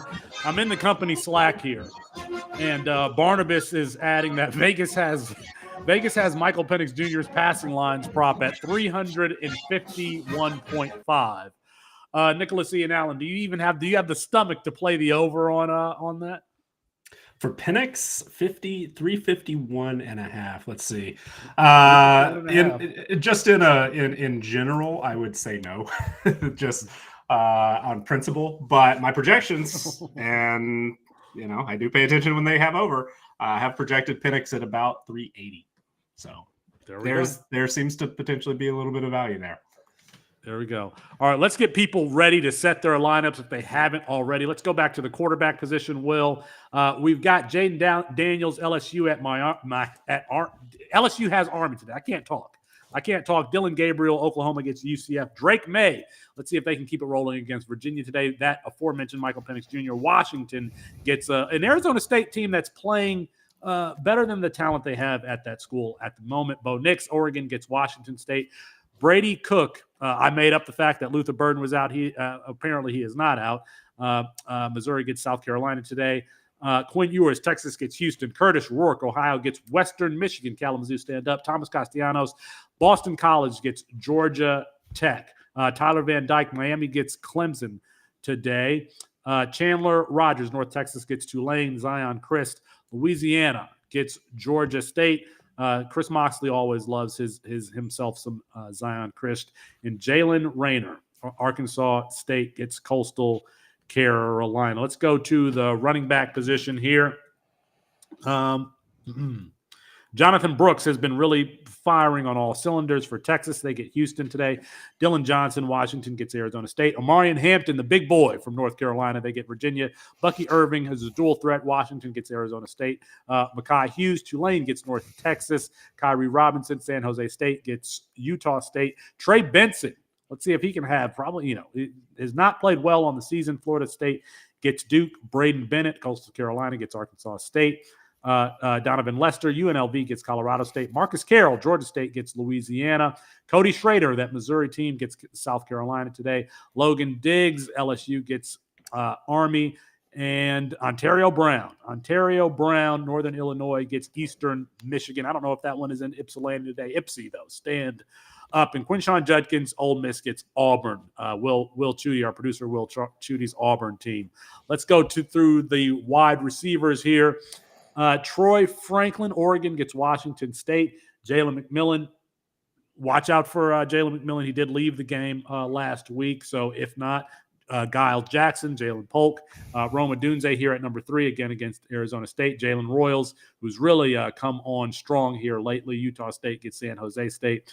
Malik Neighbors, LSU gets Army. Terrell Vaughn in that Utah State, San Jose State. Colin Lace, he's already played. Devontae Walker, North Carolina gets Virginia. Caleb Hood, Georgia Southern gets Louisiana Monroe. Ricky White, UNLV gets Colorado State. Rock Taylor and Demir Blankopsy against UAB. Memphis gets UAB today. Sam Pickney, Coastal Carolina against Arkansas State. And Jalen Polk, Washington State gets Arizona. You can get rankings for all of your wide receivers. Any wide receiver that you have potentially in your lineup, you can get the projections at Campus2Canton.com. As we switch to the tight end position here, Ben Sinnott, Kansas State gets TCU. Jaheim Bell, Florida State gets Duke. Trey Knox, South Carolina gets Michigan. Colston Loveland, one of my favorite calls from the beginning of the season, the former wide receiver there at Michigan, gets Michigan State today. Shimon Madier, Cincinnati gets Baylor. Dallin Holker, who's been getting a lot of love from Jim Nagy and the Senior Bowl crowd, they get UNLV today. Cade Stover, and what we think projects as a low-scoring game, Ohio State and Penn State today. Justin Jolly, Connecticut, gets South Florida today. And Terrence Ferguson, Oregon, gets Washington State. Ty Washington, Arkansas, gets Mississippi State. Maliki. I got to get better with some of these names. UCLA gets Stanford. Dominic Mazziotti, San Jose State gets Washington State. And Bryson Nesbitt, who started the season in the doghouse, North Carolina gets Virginia. All right, that is the rankings. You can let us know who you are loving to start today in the chat. Chris Moxley, you got some breaking news there. Yeah, I actually don't remember if we mentioned it on the show or not, but Will Rogers isn't playing for Mississippi State today. Just heads up. And Jacob Zeno is officially out for UAB. So if you were listening along today, as I said, Zeno was out before it was confirmed, hopefully you were able to get a little bit of Memphis there, because Landry Liddy is getting the start, and Landry Liddy doesn't know how to throw the ball beyond like 5 yards. It also sounds like both Travion Henderson and Emeka Egbuka are going to give it a go. Both have been on the field for the all the way through pregame warmups. So seems like they're going to give it try to go today. Sounds like the same thing for Blake Watson at Memphis. And Travion Henderson went through pregame warmups last week. He just did not play. So he more or less should be close to or as close to 100% as we can expect in that game. Let's go through game selection. Oh, go ahead, Nick. Not sure it's a huge bit of news, but Tawee Walker, Oklahoma, looks like he is going to be out today. So a little thinner at that running back position. Yeah, we've not seen Gavin Sawchuk. Gavin Sawchuk, after having that explosive bowl game last year, the speed back, thought that he might explode here in his second year. We haven't seen that. So, all right, let's go through the game selections here. And I think I've got Colin's plays, or I'll make up what Colin is playing. So, Nicholas Ian Allen, Penn State at Ohio State. Ohio State favored by 4. I think that line has moved since we created the show sheet just a little bit. 12 o'clock today. That's the big one. Number 7 at number 3, Ohio State. Nick, who are you taking in this one? So I'm taking Ohio State, and all my projections were put in stone on Tuesday evening, which is common for us in the Campus2Canton Discord, C2C Winning Edge tier channels. We publish those on Tuesday. We did a free preview for everyone this week, so all Campus2Canton members got access to those channels and our projections and access to all our sheets and everything. When that line was made official, it was 4.5. And in our 3 different models, we've got a talent only model, a stats only model, and then one that combines all those as well as coaching information, all kinds of great stuff. The projections are between 5.5 and 11.5. So I personally think that, Penn State could win this game. But our numbers have loved Ohio State off season. They've been mostly number 1 in our power rankings. They are number 1 in overall roster strength. They are number 2 in overall team performance, even though you might have some questions on Kyle McCord, even though there are some injury concerns. How healthy is Henderson? How healthy is Igbuka? This team is just so deep and so talented that, at least the way that we project it, Penn State's just not quite there yet, especially with this game being in Columbus. So on Ohio State, and expect that they will win this game by closer to a touchdown than the 4. Chris, who you got? Yeah, I tend to agree. I have a Penn State ticket from this offseason. It was 10.5. Probably Penn State was closer to Ohio State than double digits, and I think that's been proven right. But today I gotta go with Ohio State. Denzel Burke missing the game is fairly significant for the secondary, but I also don't know that Drew Allard is going to be able to take advantage of that. We haven't seen him do it, and maybe they're opening the playbook this week. That is the concern with backing the Ohio State side. I'm not quite sure that they're going to, though, and that tells me I'm not sure where Penn State can get the advantage. I see 3.5s out there, which means that that people are backing Penn State today. I'm guessing that's due to the Ohio State injury news more than anything. If I get a 3.5, I'm not gonna. I might actually make that an official play for me as well. So, but yeah, I like the Buckeyes a lot. I'm going to go with the Buckeyes also. I mean, we spend a lot of time talking about the offense because this is a fantasy show. But you look at what Ohio State has done defensively. They've given up only single digits in 3 games. That includes Youngstown State, Indiana, and Purdue last week. They absolutely blew Purdue out. But even on the season as a whole, the most they've given up in any game is just 17. Like, how many points does Penn State need to score to win this game? 25, 26, somewhere around there. Can they get to that number? I don't think so. And I think Ohio State, I feel like this is like a 17 to 28 type of game, somewhere in there. So give me Ohio State to cover in this one at home. And they are at home. So Colin is a Penn State fan. That means he's picking Ohio State. He's also picking Ohio State to cover. I'm picking for him. So let's go here to Tennessee at Alabama. This one is really intriguing. There are some prize picks lines in here that I didn't really have a good read on, like Jermaine Burton over under, I think 3.5 receptions.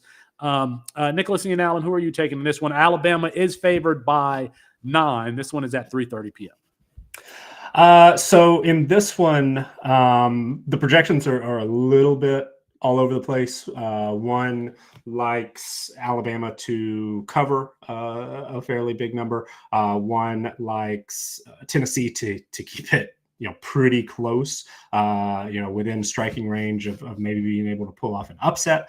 But the official projection team strength model, the one we've been doing for 6 years or however many, has Alabama favored, but by right around a touchdown. So technically I'm on Tennessee to cover in this one, though Alabama rightly favored and think that they will get the win today. Yeah, I like Alabama here. I want them to turn to Nico Iamaleava because Joe Milton just doesn't have it. Sorry, Nick. I just don't. Today's the day. Dante Thornton, Joe Milton, Squirrel White. It's all going to come together. Today's the day. And I was talking trash about Jalen Milroe 2 weeks ago. I said, I don't know how he's going to fare against Texas A&M. Texas A&M secondary stinks, but can Miller take advantage? I don't think so. Miller took advantage, and Miller's actually playing pretty well. Probably the best stretch of his career thus far. So good matchups, but still, I think Miller's playing solid, and the defense is doing what it needs to. So I like Alabama here. There's some 8.5s out there. It looks like it's moving to 9 though, so maybe that's a buyback spot on Tennessee. But 8.5, I think Tennessee is the wrong side. So yeah, Alabama, if it's under 9, probably still if it's 9. I don't know if there is a single event that can change your perception of draft capital, like going to the Manning Academy in the summer and throwing the ball really far, because that clip circulating of Joe Milton got everybody talking about him. He is a 6th-year player. We've seen a lot of him. I'm not sure why folks thought that he was going to be great. Well, to be fair, he did have an excellent bowl game last year, and stretching the field with Marcarius White and Ramel Keaton, I think, is the other one who had a great game in that bowl game. So just averaging 6.9 per attempt, 10 TDs, 4 interceptions on the season. They have not been the team that stretches the field like they were last year. That being said, 9 is a big number. 9 is a big number. But I think I'm going to go with Alabama. If I had to play it, I'm going to go with Alabama to cover today. That's 3:30 Eastern. And we'll have Colin go. Colin's going with Tennessee. With Tennessee. So, all right, we've got number 16 Duke at Florida. Florida State favored by 14.5. Nicholas Ian Allen, this one is at 7:30.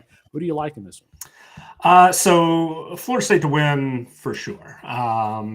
There's just, Florida State is playing like one of the better teams in the country. Our power ratings are not quite as high on Florida State as maybe the polls, but they do look like a legitimate top 10 team, number 11 in overall team performance, number 11 in offensive team performance.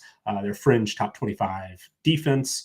And there are just very few weak spots on this roster, even though Florida State has dealt with some injuries. Johnny Wilson was out last week. They've been a little bit banged up on the offensive line, more so, depth there, that second unit than the starters. But this Florida State team is definitely in the mix to win the ACC. Probably, they are the favorite in the ACC now, right? And potentially play their way into a playoff spot. Duke, though, has really been climbing. The way that the CFB Winning Edge team strength calculations work, recruiting ratings are the first ingredient. And if you have mediocre at best talent ratings as that first ingredient, it's really, really difficult to overcome. We do adjust for experience and production, and Duke has really taken advantage of that. They've climbed. Riley Leonard has emerged as one of the best quarterbacks in the country. But with him, I believe our official word is doubtful right now. I'm just not sure Duke's going to be able to do it. So even though Duke has climbed into our top 30 in our power rankings, they're playing like a top 20 team in team performance, top 25 on both sides of the football. Defensively, they've got some really, really good players. Dwayne Carter, in the middle of that defensive line. The defensive line as a whole, quite good. And Mike Elko's done really an incredible job there. But the way we throw all the numbers in and they spit out a few different perspectives on it, none of them can get, Duke within striking distance in this one. But our numbers have Duke has earned enough respect in our numbers that we also can't quite get to covering, Florida State covering more than 2 touchdowns. So I don't have a huge level of confidence in this one. I'm on Duke to cover because 14.5 is just too big because Duke has proven to be, a quality team like they are. But Florida State should win. Chris, Will adds in the chat, Duke hasn't lost by more than 1 score under Gelko yet. Chris Moxley, who do you have in this one? What is so funny? You're allowed to say it on camera? Just listen to the show. I'm just listening to the show. So, oh man. For a brief moment in time this morning, Duke was Florida State went under 13.5. Love it. That's a really good note from Will. Of course, Will's got our backs on that one. I don't know how they're going to score. That's my concern. Riley Leonard's not playing, period. He's just not. The problem with, I don't know why they're doing this. They're doing the same thing with Jaden Delora at Arizona. Oh yeah, he's a game time decision. Dude, these guys got like month-long injuries. It's a little ridiculous. But I hate being on the wrong side of 14. Give me Florida State still. I just don't think Duke's going to be able to muster up enough on offense. And I think that even though the Duke defense is really good, like the secondary's got dudes, front seven's got dudes. It's just, I don't know that Duke's going to score. And I like the Florida State defense. I think that they've played kind of poorly in certain games, but this is a conference matchup. I think that they play, up to their standard. I don't have a strong take on this one. I really don't, because that number is probably about right.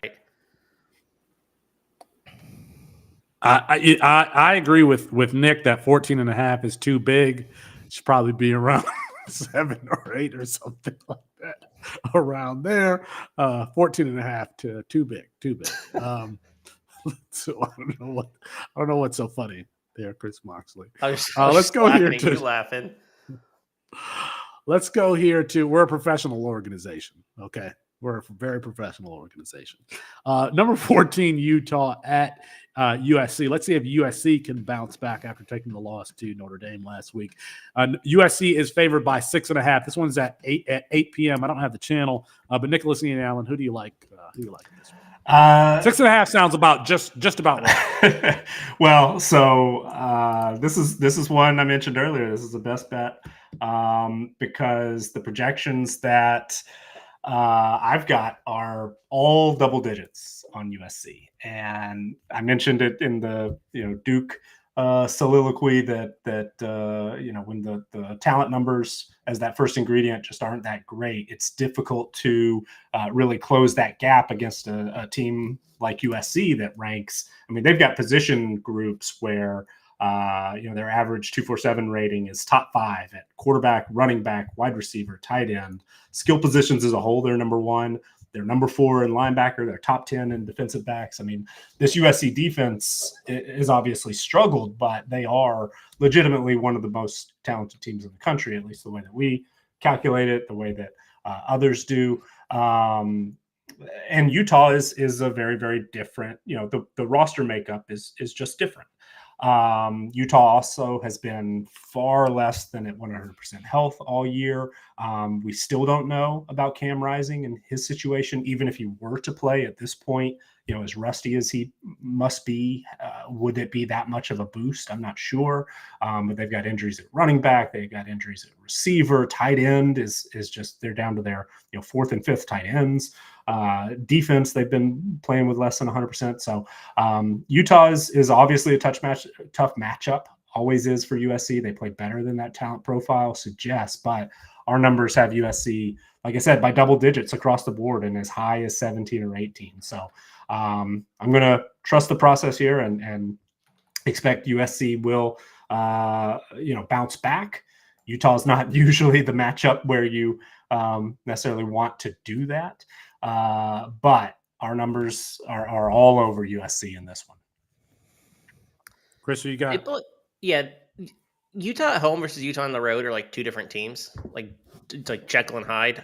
Utah on the road isn't very good. Cam Rising is not. I don't think Cam Rising is going to play this year. Basically, I think we're at the point where I don't think he's come back. So yeah, I like USC a lot here as well. I don't think USC is a team that could take advantage of the defense. The defense didn't lose USC the game against Notre Dame either. Notre Dame scored a lot of points. That wasn't the defense's fault. That was weird game scripts and turnovers. So USC, it's 7 most places now. So if you want to hop in at 6.5, you got to do it quick. All right, I'll take USC. I'll take USC in this one, and Colin will take USC as well. So we got some time here, Chris. You've got this Minnesota at Iowa game that you want to talk about. Yeah, the total in this game is 30.5. That's disgustingly low, and many people are asking if it's still too high. I mean, what is there to say about Iowa outside of they might get to the Big Ten championship, averaging like under 20 points of offense per game? I mean, there's a 31 out there actually. This game, I just felt the need to bring up that this game's total is 30.5, which is one of the lowest totals we've ever had. And the other ones are also Iowa, Minnesota. So, Nick, what are your projections? Modern day record. So what are your projections say about that? So over unders, and especially very on the extremes, the way that I calculate it, I just can't get anywhere close to that low. So this one, the Air Force Navy under, which is sort of a automatic 34 play. Yeah. Our projections just can't get down there. So one of the things that I've learned over the years is just we're probably going to be on the wrong side on that one and need a little bit of luck for that to play out. Defensive touchdown, special teams, something like that. We're in the 40s still, which is there's a double digit projected edge, and that's just wrong, quite honestly. So there are just some games that we can't get to. But personally, I could see it going under. And it's just that Iowa team just suffocates people, and Minnesota hasn't been very great on offense against less than stellar defenses like Iowa. So this one, don't be shocked if this one plays out pretty similarly to the Iowa-Wisconsin game last week. Let me ask you this: over under 2.5 total touchdowns for the game. 2.5 touchdowns. Ooh, what was last week? 14-6. They didn't get there. I think with a defensive touchdown, could get there. This is like a 14-10 type game. Will Chudy is all over the under. Our producer is all over the under in this one. Chris, from another game that's interesting is this South Carolina at Missouri game. From my perspective, it's interesting. You got Luther Burden, Brady Cook, Cody Schrader on the South Carolina side. Spencer Rattler, Xavier Legette.